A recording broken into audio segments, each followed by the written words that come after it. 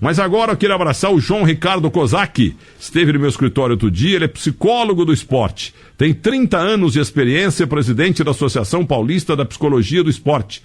Trabalhou em diversos clubes de futebol, atuou na Fórmula 1, doutor em Psicologia do Esporte pela USP. O doutor João Ricardo Kozak, tá certo o currículo abreviado aqui? Bom dia. Fala, meu querido Milton. Bom dia, um grande abraço, um prazer enorme estar aqui contigo. A minha admiração sempre muito grande pelo seu trabalho, pela sua pessoa, e para mim é uma alegria imensa aqui poder trocar ideia contigo. O currículo abreviado está correto, e a luta com certeza também é muito grande pela área, Milton, principalmente no futebol. Um futebol, Milton, que o nosso querido Nelson Rodrigues já dizia ali em 1951, mas afinal, o que entende de alma, um treinador de futebol, Milton, e continuamos perguntando isso até hoje. Repita a pergunta do Nelson Rodrigues. Abre aspas, mas afinal, o que entende de alma um treinador de futebol? Então, você, en passant, eu conversei com você rapidamente, você deu uma entrevista lá no portal Terceiro Tempo, na Avenida Paulista, em meu escritório, por João Antônio Carvalho, um dos caras mais especializados em matéria de esporte a motor na mídia brasileira, assim como Marcos Micheletti é o melhor do esporte a motor na mídia brasileira, e eu fiquei impressionado com as tuas palavras e tal, e a pergunta é exatamente essa, até em cima do Nelson Rodrigues. Vocês, psicólogos, são rejeitados pelos treinadores que não têm formação acadêmica de futebol? Pois é, Milton, é um problema que eu acredito que tenha começado, na verdade, nessa época do Nelson Rodrigues, que a gente teve o brilhante professor João Carvalhais, né, na época. Eu digo brilhante porque ele foi um homem à frente do tempo dele, um homem corajoso e que não tinha ferramentas, não tinha instrumentos, né? Se hoje em dia a gente não tem tantos instrumentos de testagem, né? Mas na época o professor Carvalhais reprovou Garrincha, disse que o Pelé tinha uma questão de não desenvolvimento na parte emocional como se poderia ter ou como se poderia esperar, e aí, 58, 62, a gente viu como é que a gente tinha os esquadrões, né? Mas agora o que acontece é o seguinte, naquela época o que se poderia ver não era a performance do atleta, mas sim muitos dos traços psicológicos dos jogadores. E a gente sabe como é que foi o final do Garrincha, né? Quer dizer, com cirrose hepática e tudo mais. Então, já havia ali, na época, algumas pesquisas, né, que mostravam o lado humano dos jogadores. Só que, sabe como é que é? Reprovou o jogador, o time ganhou a Copa do Mundo, então isso aí não serve. E aí, 30 anos ficou calada a psicologia do esporte no Brasil, principalmente no futebol. Enquanto o mundo todo estava com laboratórios, com pesquisas, à frente, né, da área no mundo. Então, aqui a gente ainda sente um pouco esses ecos, né, da década de 50, principalmente com os dirigentes com mais idade, né, e os treinadores que não se atualizam, Milton. A gente estava falando aqui na minha apresentação do laboratório aqui de psicossociologia do esporte da USP. A gente tem aparelhos extremamente modernos hoje em dia que aferem a concentração, diminuem a ansiedade, exercícios de visualização, técnicas científicas que a gente foi buscar no laboratório do Ajax, no laboratório do Bayern de Munique, enfim, tem um conjunto, né, hoje em dia, de aparatos científicos que os treinadores simplesmente desconhecem, e a gente, não raro, vê noticiando por aí, o time contratou o comandante do BOPE para dar uma palestra de motivação, o time chamou o comediante para ir conversar com os jogadores. Quando a motivação, Milton, é uma coisa muito mais séria. O repertório motivacional de um time é muito mais sério do que você chamar um comandante para falar que o dever dado é dever cumprido, entendeu? Quer dizer, eu acho que há uma banalização no futebol muito grande. Vamos ver a seleção, Milton. Olha a seleção brasileira. Pega as últimas 3 Copas do Mundo. A gente tinha times que eram competitivos que poderiam ou ter chegado à final ou ter sido campeões. Aí a gente ouve aquela velha história de sempre. Perdemos por conta do emocional. Perdemos porque o time mentalmente não estava preparado. Sim, aonde o que é feito a partir disso? Porque quando você fala o time não está jogando, você fala, bom, vamos ver o preparador físico, o que ele está fazendo, reavaliar, trocar o preparador físico. Agora, quando você fala numa entrevista coletiva, como os 3 treinadores falaram nessas últimas 3 Copas do Mundo, que a seleção brasileira teve problemas de controle emocional, e parece que só dizer isso já resolve o problema. E quem é que vai resolver esse problema? Um outro treinador? Entende? Então, assim, eu estou nessa luta, Milton, há 30 anos. Há 30 anos, já publiquei 6 livros, tem um, inclusive, que chama Com a Cabeça na Ponta da Chuteira. Já formei mais de 2.000 psicólogos do esporte no Brasil. Temos um laboratório aqui, mas parece que as pessoas insistem em ir pelo mais fácil, sabe, Milton? Ir pelo mais rápido, que eles entendem que é o mais rápido. Vamos chamar lá o comandante, vamos chamar lá o humorista e dar uma palestra aqui, o trabalho psicológico está feito. Olha, e aí, Milton, a gente fica há milênios das outras seleções. Eu li ontem no Líder UOL que o Dante, que por sinal foi mal escalado pelo Filipão no 7-1, porque ele entrou no time porque ele jogava na Alemanha, entendeu? Aliás, o Brasil, toda vez que pensou assim, levou ferro. Em 2006, botaram o Juninho Pernambucano para jogar porque ele jogava na França, não jogou nada, perdemos o jogo lá, da França de 1-0. Bom, o negócio é o seguinte, o UOL publicou o Dante dizendo que o Brasil não teve controle emocional na Copa de 2014, que não se preparou emocionalmente, inclusive ele, porque ele enterrou o time mal escalado, Filipão botou um quarto zagueiro de back central, deixou todo mundo torto, e o Brasil, quando acordou, já estava perdendo em 4-5. O Dante está falando hoje o que você está falando agora para nós. Pois é, Milton, e aí você vê, o Dante falou isso, nada foi feito. O Marinho, né, que está hoje preso, mas na época disse que a gente teve um apagão, que aquilo foi só uma ocorrência, enfim, que ninguém esperava, e não tem nenhuma pessoa que toma a frente e fala, poxa, espera um pouquinho, vamos ver o que pode ser feito nessa área, porque se eles conseguissem olhar um pouco para o lado e procurar os laboratórios acadêmicos no Brasil, se inteirar um pouco mais do que é a psicologia do esporte, porque eu falo para os meus alunos sempre, Milton, parece que se você coloca aspas na psicologia, você vira psicólogo, entendeu? Qualquer um é psicólogo, e não é a verdade. Quer dizer, no jornalismo a gente vê muito isso, né, Milton? A gente vê também essa parte. É uma área séria, é uma área que você precisa estudar, é uma área que tem responsabilidade social, é uma área que tem um conjunto de conhecimentos que você precisa se aprofundar para poder contribuir com a ciência e com o humano em si. Então, o que eu vejo, principalmente no futebol, posso te dizer que em outras modalidades, você, amigos ouvintes aqui da Bandeirantes, em outras modalidades a gente já tem uma aceitação da psicologia do esporte de uma forma bem ampla e maciça, né?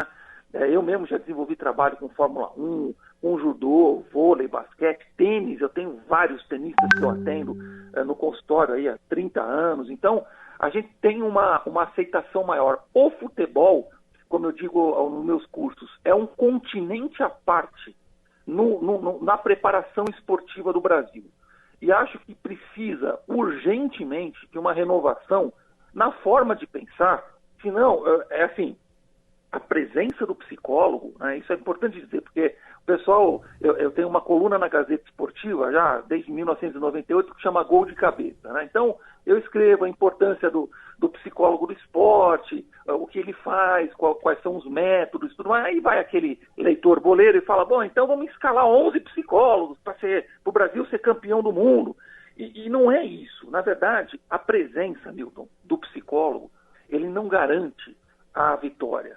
Mas a ausência desse profissional pode ser determinante para o fracasso. E essa equação, Milton, tão básica, tão simples, parece que o futebol brasileiro ainda não aprendeu. Olha, há uma lei que treinador de futebol tem que ser formado na Faculdade de Educação Física. Isso aí não é seguido no Brasil.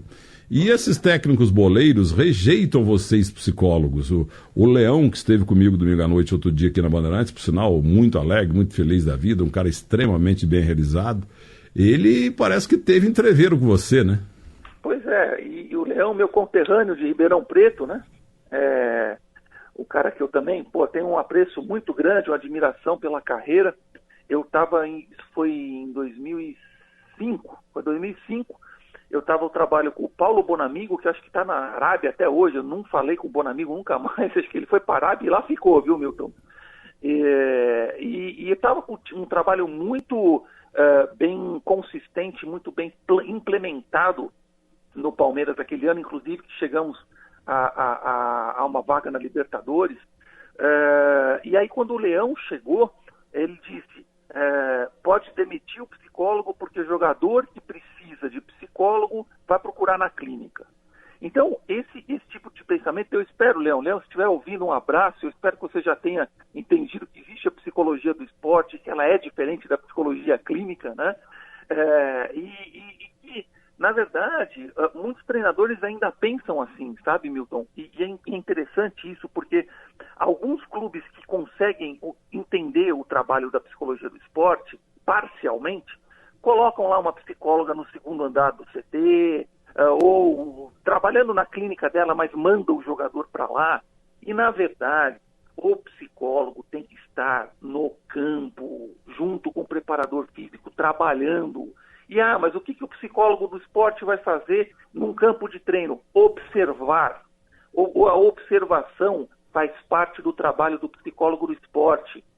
O psicólogo do esporte é mais um integrante da comissão técnica que precisa estar ali ao lado do massagista, do preparador físico, trocando ideia, observando, vendo, depois de um treinamento conversar com um atleta, com outro, ele precisa estar integrado com um time. O psicólogo clínico, ele trabalha na clínica, ele não sai da clínica. O espaço de trabalho do psicólogo clínico é no consultório.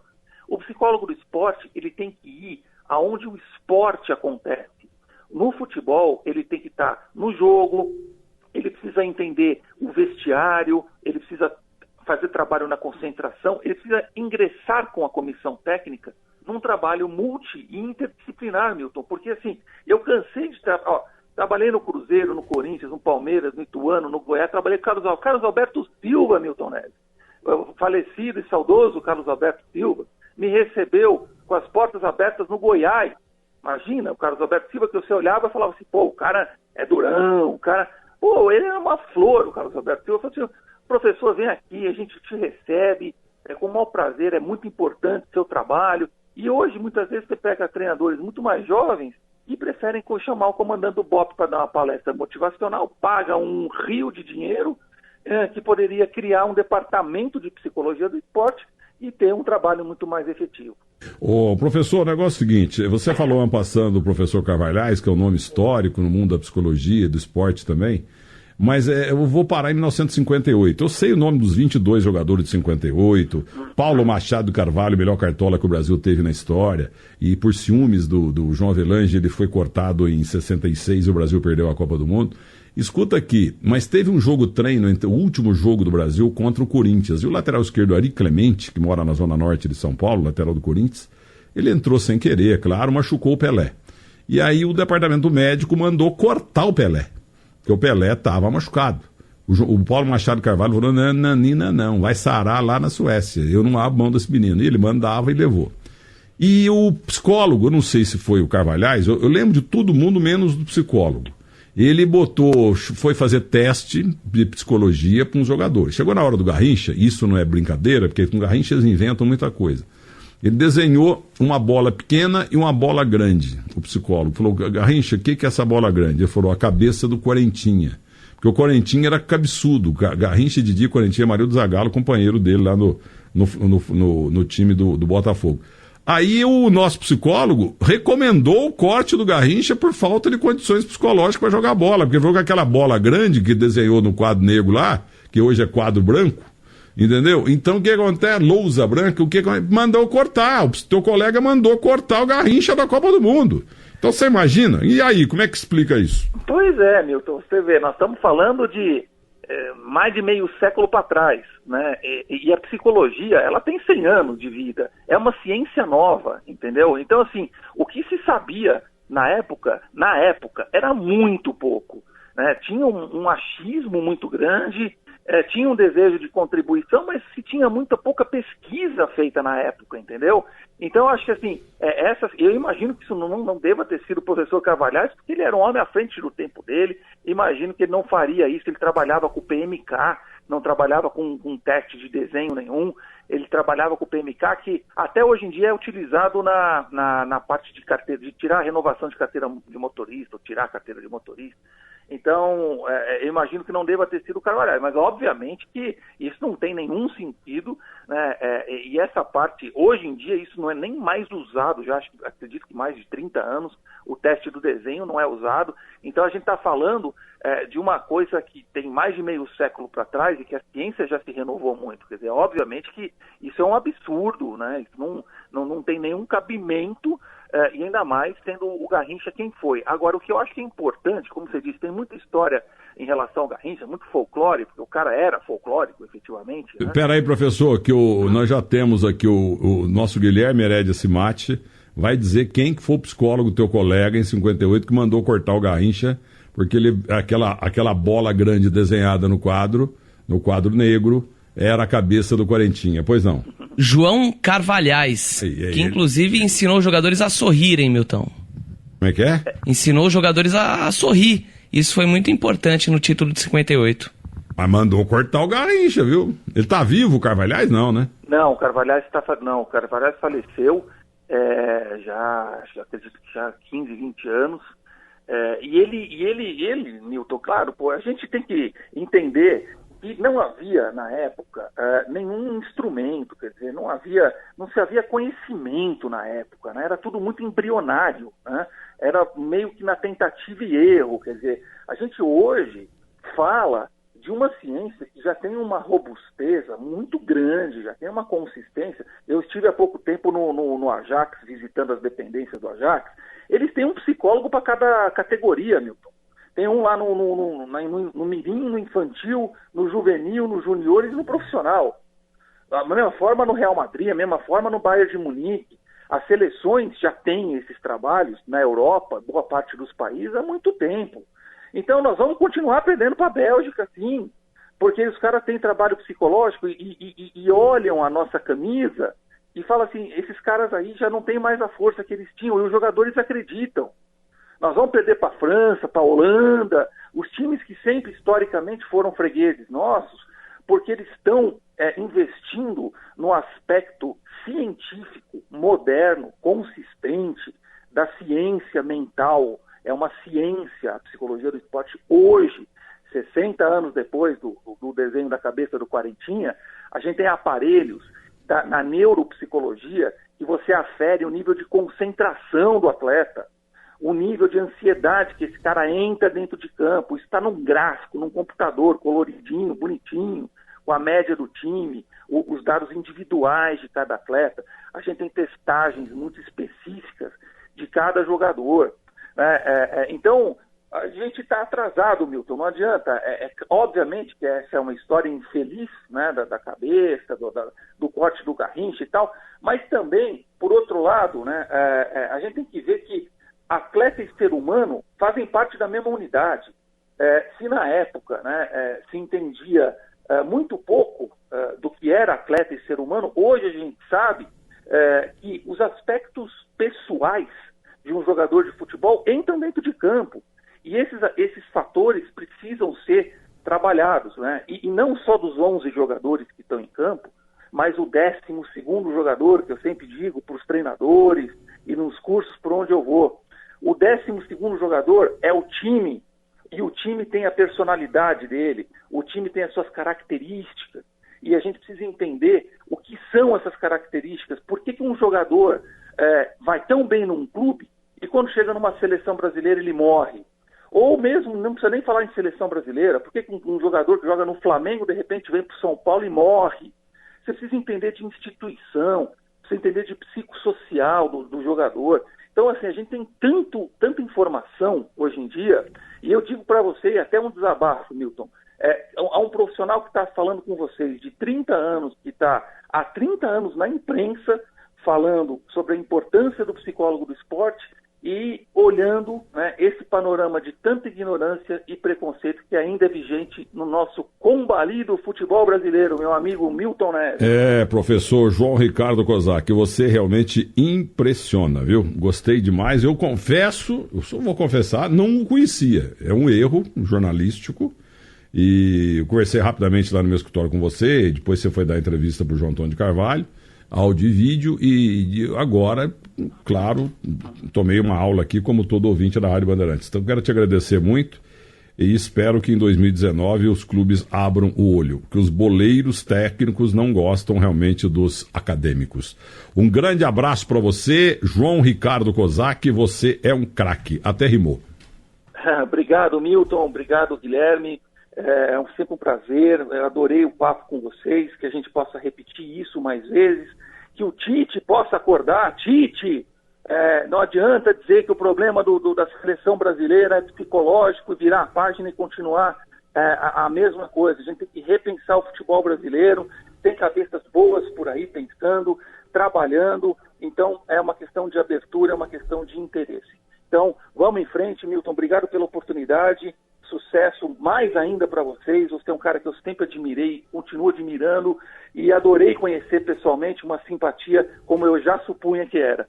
Um forte abraço e até uma próxima oportunidade. Muito obrigado, professor João Ricardo Kozak.